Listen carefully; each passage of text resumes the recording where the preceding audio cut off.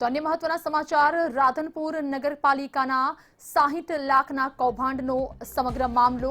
તો રાધનપુર નગરપાલિકામાં જે 60 લાખનું કૌભાંડ સામે આવ્યું હતું, કૌભાંડની ફરિયાદ બાદ એસીપીએ તપાસ શરૂ કરી। તો નગરપાલિકાના જ સદસ્ય દ્વારા ફરિયાદ કરાતા આ તપાસ શરૂ કરવામાં આવી। ખોટી સહીઓ કરીને ગંભીર આક્ષેપો સાથે ફરિયાદ કરી છે।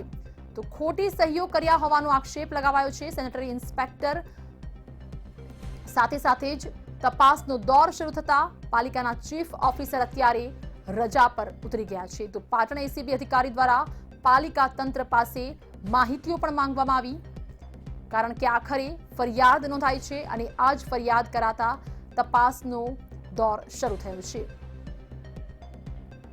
તો પાલિકાના સદસ્ય દ્વારા જ આ સમગ્ર ફરિયાદ કરાતા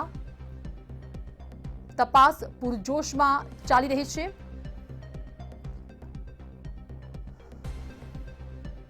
તો સમગ્ર મામલે વધુ માહિતી આપી રહ્યા છે સંવાદદાતા પ્રવીણ। નગરપાલિકાના 60 લાખના કૌભાંડ મામલે તપાસનો ધમધમાટ જોવા મળી રહ્યો છે। શું અપડેટ, ક્યાં સુધી પહોંચી છે તપાસ?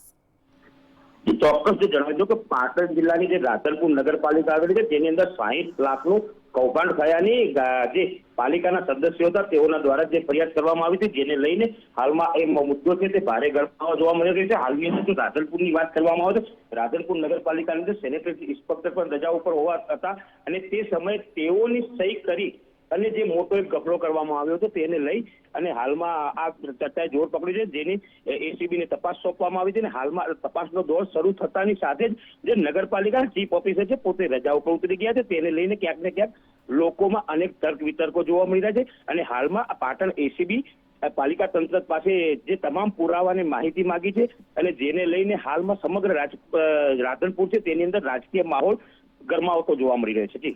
જી પ્રવીણ, ખૂબ ખૂબ આભાર તમામ માહિતી આપી તે બદલ। તો ખોટી સહીઓ કરવામાં આવી હતી તેવો ગંભીર આક્ષેપ કરવામાં આવ્યો છે નગરપાલિકાના જ એક સદસ્ય દ્વારા અને ત્યારબાદ આ તપાસમાં ધમધમાટી જોવા મળી।